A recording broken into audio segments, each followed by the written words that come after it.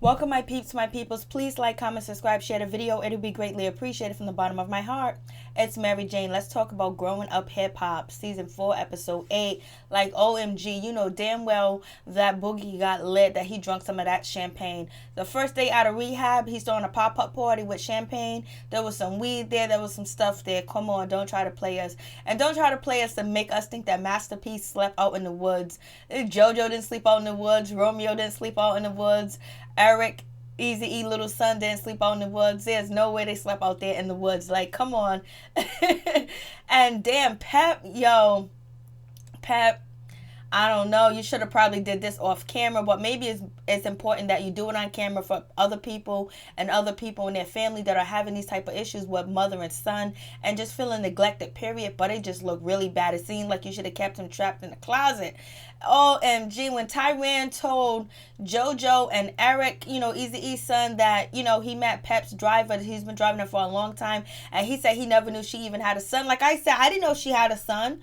I guess it is public information, but I didn't know. She didn't parade him around like she's parading Egypt around. I think she parades Egypt around because she can live her second childhood through Egypt, and she can live through Egypt, and she can kind of move Egypt in the way that she wanted her career to go, or try to get her career started so she can be attached to her. So I have no idea, but that therapy session looked really bad.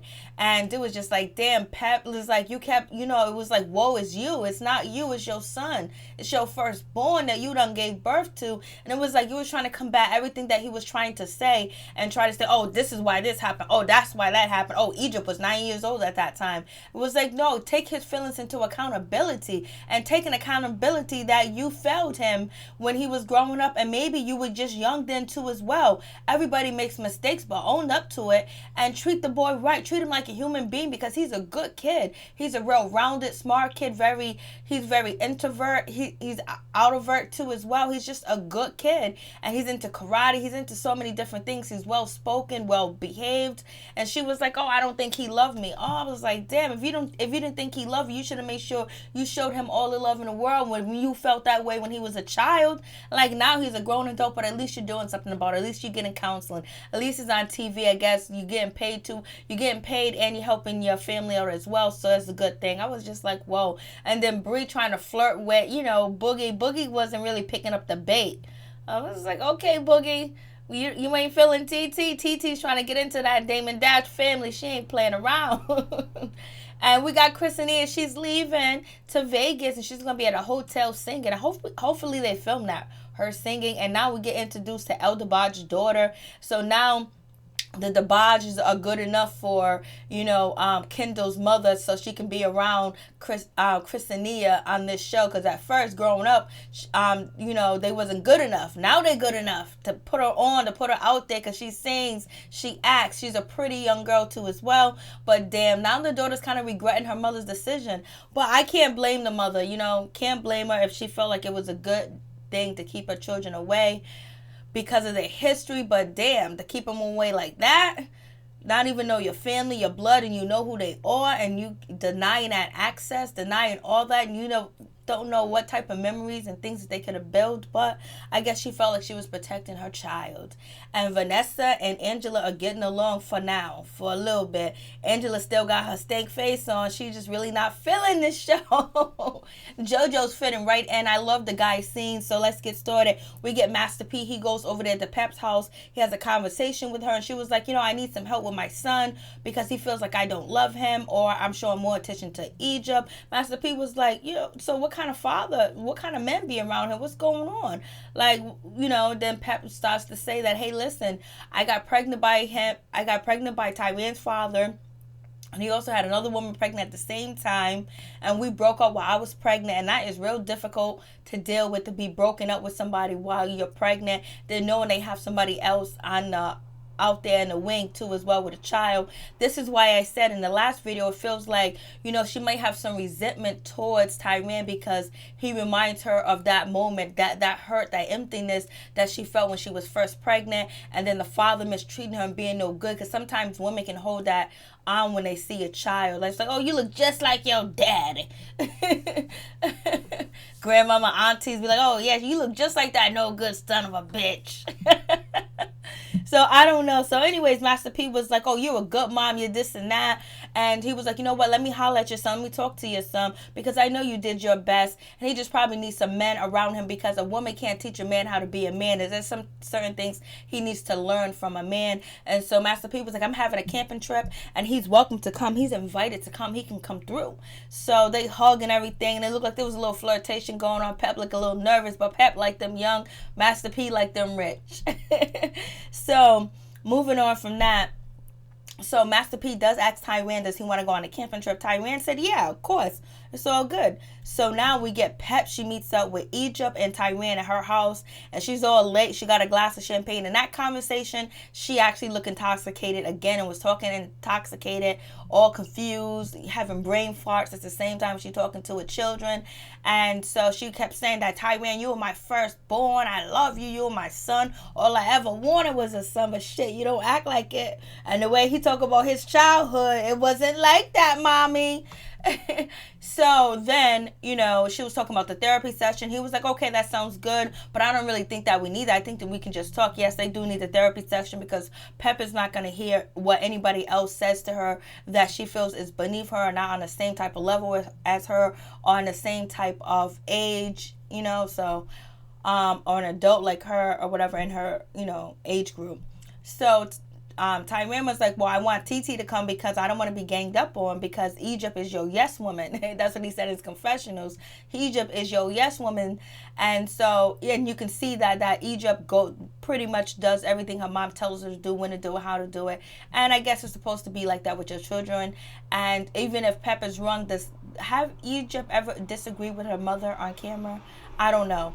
So, but Tyran, he talks to, TT about the situation. He wants her to come and be his right-hand man, right-hand woman, to support him in his counseling session, because she understands how he feels and how he grew up, because they grew up together and they was really tight and they was always next to each other.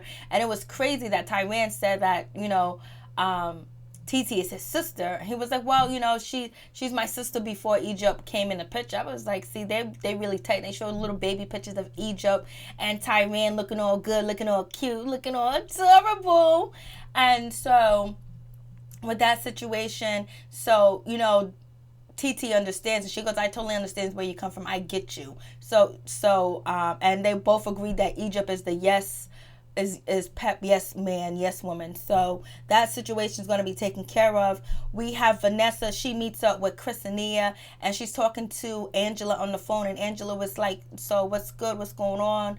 And so Vanessa wants to throw a going away party for Kristinia, because she's going to sing in a hotel. She's going to be working in Las Vegas. She's going to be a showgirl, not a showgirl, but she's going to be in Vegas. She's going to be singing, so they're going to throw a party. Kristinia walks through the door. They have a conversation. They talking. And she was like, yes, I would like to have the party. It could be a girls' night and whatever. And it was like, oh, who should I invite? She said, you can invite everybody but Brie. Anybody but that mother sucker. I don't want to see her or her freckles or her red hair. I don't want her around me. Then she also mentioned that she has a cousin which is DeBarge's daughter, and she's coming around, and she's actually blood and actually officially her cousin, and not like the fake lady that came on last season trying to get some money, trying to get some fame. They look nothing like the DeBarge. That shit was so funny last season. So Vanessa was like, be careful, all this other stuff. So they gonna meet up and they gonna talk. So it's all good. And then we get to, Boogie. Boogie's at rehab. He's leaving. He's about to bounce. He's telling the counselor that he's leaving. He's out the door. This was a good, nice place to be at, but I got to get back on the streets. I got to do my thing. She was like, you going to talk to your father? She was like, I'll talk to him when I'm good and ready. I'll talk to him when I got my shit together and I got everything down packed. Then I'll talk to him, because he told me he can't talk to me because until I'm fixed. Well, let me get myself fixed and then I'll talk to him. But Boogie's being petty, and also and it also shows that Boogie feels like he's a nobody. He feels like, he can never live up to his father's, demands, or live up to what his father want him to be, or even follow in the same footsteps of his father, because his father's shoes are too big. And he just feels like, that's probably one of his problems too as well. Never being compared to his father, and never ever satisfied satisfying his, I can't even say it, satisfying his father. That was really a brain fart. Look at me talking shit. So that's the issue. So you can see where Boogie has a problem too as well, especially if it wasn't reinforced that he's loved and he's special, even though he doesn't do all the curricular activities or accomplishments that his father has accomplished. So that's the issue. So he got to bounce because he's having a pop-up party. He calls everybody, said, come to my pop-up party because I got to sell some products, some clothes. Romeo was like, I can't go, but there is a camping trip, so can you come? Like, yo, you ain't gonna come to my pop-up party when you got money and you're gonna bring a whole bunch of people and the media, but you want me to go camping? So, Boogie doesn't go camping, and Romeo doesn't show up to Boogie's pop-up party. And so, we get to see Little Easy again. Hopefully Little Easy is on the show because he is Hip Hop California. Like, why would he not be on this show? He needs to be a main character pretty soon.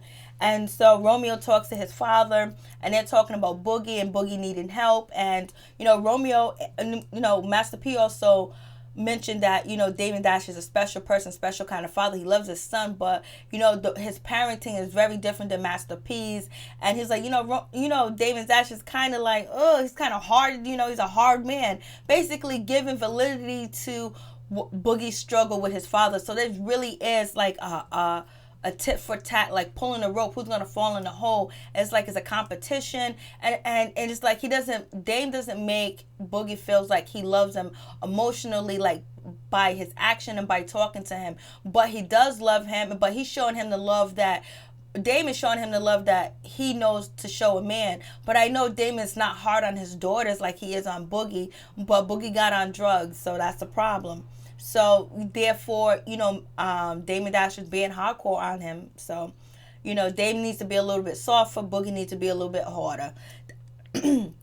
So, that Master P and Romeo is having that conversation. So, as that conversation goes on, they talk about, having a camping trip, bringing JoJo, and everybody else to come through to the camping trip and see what happens. I'm surprised Sam was invited to the camping trip because he's usually chilling with Little Easy. And DJ Quick's son needs to be on the show too as well. Yo-Yo Kids need to be on the show as well. This is growing up hip hop. LA, come on, let's get our legends kids on the show. We already got you guys, but a little bit more. Let's have 2 shows. So moving on from that, so they have that talking, Master P talking about, family's very important and all this other stuff. And, Romeo talks about how his father treat him, the quality time, the way they spent time together, how his father was there step by step, every shoestring he laced. So it's different from all the other guys. So, he was raised very differently. He was raised hands-on, and Master P was always there teaching his son. And that's why you see Romeo is the wonderful, gorgeous young man that he is. So they're going to get that together. So it's all good. So now they have the pop-up shop. Now they're getting ready for the pop-up shop. And and when I get to the pop-up shop, Boogie is popping bottles. I was like, damn, Boogie, why are you popping bottles? Boogie's swearing that he ain't drinking, none of that stuff. I'm just like, damn, Boogie, why are you popping bottles? TT, she shows up. She's there. Bree, she shows up. Bree actually looked really pretty when she showed up. She looked like she was ready to take Boogie home. And she was like, Boogie, I want to talk to you for a minute. She's kind of disappointed. And she's showing her water bottle. She's trying to show Boogie that she's drinking water. She'll stay sober, too, as well. He doesn't have to go through this struggle by himself. But he ain't even paying no attention to that shit. He ain't upset with her. He ain't mad with her or anything like that. So she pulls him to the side to try to have a conversation for him to go talk to his father. And he was like, he told me fix myself before he can see me. He was like, he didn't mean it like that. If you call your father right now, he'll talk to you. Of course he would. If Boogie called his father anytime, say, hey, I need you, Dad, because his father was going into these drug houses, taking his son and getting his son help when he was in these houses about to, OD, and they called for help, and Damon Dash showed up. Even though he recorded it, he came through. And of course he's going to answer his son. That's his son. He's going to answer Boogie's call. But Boogie wants to be petty because he feels hurt. He feels hurt. And there's probably a lot of reasons why he feels hurt. And then actually listening to Tyran, how he felt growing up, you can kind of sense that maybe some of the same things happen with Tyran. I mean, with, Boogie too as well. So, Boogie was like, I'll talk to my daddy when I feel like it. And so then, Bree was like, okay. She was like, I'm single. Of course he knows you single, Bree, because you all in his business 24/7. He ain't seen you with no man. And he was like, there's a lot of prospects, a lot of talent in here tonight. And she was like, oh, mm-hmm. And she was like, "Oh, okay, prospect and talents. There ain't nobody in here for you. Nobody in here for you." So she's trying to flirt with him a little bit, trying to let him know that she don't want him talking with anybody else. So we get Kristinia. She meets up with her cousin. They both look gorgeous. Her cousin is very pretty. They talk, and the cousin explains that her mother kept her away from the DeBarge family because growing up in her house, saying the DeBarge name or even mentioning the DeBarges was a very bad thing. It was horrible to do that. So it is what it is with that situation. But she feels like she was robbed, and she's here now, and she's ready to mingle with the DeBarge. She's ready to sing and get down. Her and Kristinia has a lot in common. They both complement each other. So we'll see what happens with that situation. And so but it's crazy that they meet on TV. Like, they didn't meet before the show. Like, it seems ungenuine when they meet on TV, unless they met before they film, because it really seems really ungenuine for them to be meeting on camera. Do they need a storyline that bad? Hopefully they met before they got on camera. At least, a week before, a day before, 2 days before, but we'll see what happens. But it seems really kind of weak. So anyways, Kristinia really wants to protect her cousin, Kyndall from, Bree. She doesn't want Bree to get in her face. She wants to protect her. And she feels like, damn, I can't believe I'm leaving and going to Vegas. And if Bree messes with her, it's going to be all end. And, Kyndall, she's kind of sad because Kristinia is leaving to Vegas and she won't be in LA. Kristinia is kind of nervous about leaving because the only thing she knows is LA. Now she's going to be in Vegas. So it is what it is with that situation. And so now all the guys are getting ready to go camping. And so when they get ready to go camping, JoJo's there, Tyran's there, and Romeo's there too as well, and Romeo's friend, he's there too as well. They're having a good time, they're talking, and then that's when Tyran talks about, his mom doesn't really know him. I mean, people that knows his mom don't know him, like her driver didn't know him. And on top of that, JoJo brought it up that, that welcoming home party or whatever wasn't really about you. And he was like, yeah, I know it wasn't about me. It didn't feel that way. And so they both agree. So I guess everybody's seeing the disconnect. And also Little Easy, Eric, aka Eric, was like, yeah, you see there's a disconnect between mom, daughter, and brother. There's a real big disconnect, and there's a big distance. So everybody's noticing this. And it's like, damn, even Little Easy noticed. And so they having a conversation, they talking. Romeo shows up, and Master P shows up. They all joking, having a good time. And Master P was like, let's go get some rabbit. And it was like, we don't eat rabbit. And then JoJo was like, there's squirrels in New York, we don't eat squirrels, and so let's go hunting. And so, Tyran disappeared, but he only went to the bathroom. So Master P and Tyran had a one-on-one, and Master P was like, yo, you gotta forgive your mother. And Master P's an old school, like, forgive your parents and move forward. Somebody gotta be the strong one. You gotta protect your mom because she's your mom. She needs you more than anything. And so Tyran was like, yeah, he was like, I just feel left out. I feel like, she could just share the love. I'm not jealous that she shows Egypt love. I just want some attention. I just want some affection too. I just want to know that I matter too as well. And Master P is like, damn, I know she loves you. And Master P is like, damn, Dame's fucked up, Pep's fucked up. He's just like, okay, I'm the only good parent on this show. So we got that going, and they're making some s'mores. They're talking a little chit chat about playing a game like how many celebrities have you slept with. Master P can't answer. He's a self-incrimination. Romeo can't answer, and JoJo said he can't answer. So they're moving on from that. So it was cool. I do really think the camping trip with the guys was nice, but I don't think any of them set out there in the wilderness. But them tents was on point. Like, they made camping more fun. Like, the way I was like, damn, the camping site that I want to go to don't look nothing like that. And then they have like plumbing for the bathroom. The campsite that I went to that is a hole in the ground that I was looking at. So it is what it is with that situation. So then Angela and, Angela, TT, and everybody else, they get together. They're about to have, the party or whatever. So they have the party. Angela and Vanessa are there first. Then TT shows up, and, Egypt is there. And then Kristinia, she shows up with her cousin. and she doesn't want anybody to introduce her cousin to Bree because she feels like it's going to be a problem. And so they talk about Boogie's out of rehab, and it was like, word, he is? And it was like, yeah, and I was like, oh my God, I didn't even know. So I was like, oh my God, he's out of rehab. Like, I don't know, it didn't seem like they really cared at the table. But then, Egypt was like, and, Bree feels Bree feels that she thinks that Boogie's upset with her or whatever. So then Kristinia was like, who cares? And so she was like, I don't want her to know my cousin, because if she does anything, then that's when Angela, she jumps up and she leaves. She's the EP on the show. She doesn't want to talk about Brie at all, give her any attention, any shine.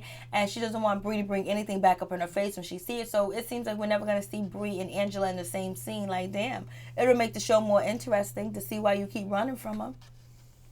So everything is cool with that. So Kristinia, she's leaving. And she's happy that she's going to be singing at the hotel. So I guess that's a good thing. We get Romeo and Boogie. They meet up. And Romeo's like, how come you didn't come through to the camping trip? Boogie was like, I had a pop-up shop. I was busy. I was like, oh, you going to talk to your father? He was like, nah, because he told me to fix myself.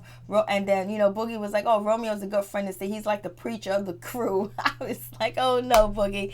He was like, he's like the preacher of the crew. He's always giving positivity, so it's all good or whatever. So it is what it is with that situation. And so then we get ready to get to, the counseling session. It's it's TT, Egypt, and, Pep and Tyran. And the counselor meets with them one-on-one. And then, they ask Pep, they asked Tyran, how do you feel? He was like, I just feel neglected. I feel like I don't matter. I feel like, that he ain't loved. That's how he feels, that he doesn't matter. Then they bring Pep in, and so then Tyran is telling the story about going to school, like when he goes to the movie theaters, that his mother would show up with like half or nothing on and be all glammed up with fur coats on, and he was like the cameraman taking pictures, and it was like he couldn't have special time out with his mom. It was all about her success, but he loved her success. He just wanted some special time with her. And he was like, he got beat up, he got robbed, people tried to take advantage of him because of who his mother was, but he's not blaming her. He's just trying to tell her where the disconnect came from, and where he started to feel neglected, and where his feelings starts to change towards his mother. It was about 5th grade. And then he also talks about he wanted to watch a movie with his mom. He was supposed to watch a movie, and then the mom said no, she's tired. Egypt came and said, hey, let's play volleyball, and she got up to go play volleyball. Then Pep was like, oh, how old was you? He was like 17. How old was Egypt? Like 9. And she was very defensive. And it's like that, when you want to go to counseling, if you want to get the real story out, the real story is going to come out.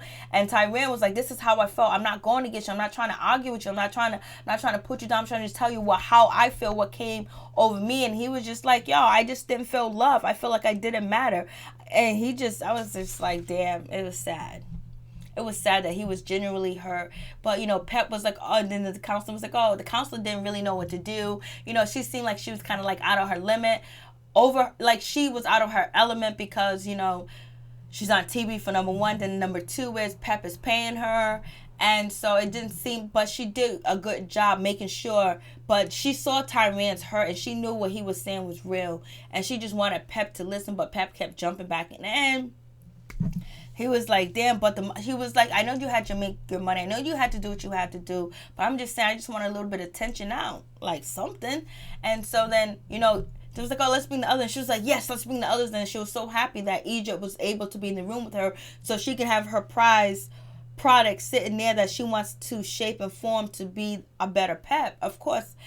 But, of course you want your kids to be better than you.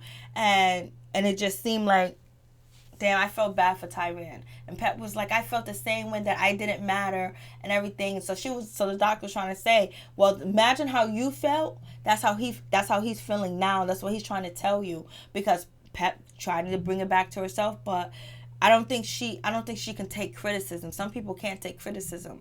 Some people can't take the truth and realness because it hurts too much to realize that you made mistakes. And we all make mistakes. It's what you do after the mistakes, baby. Peace. I'm out.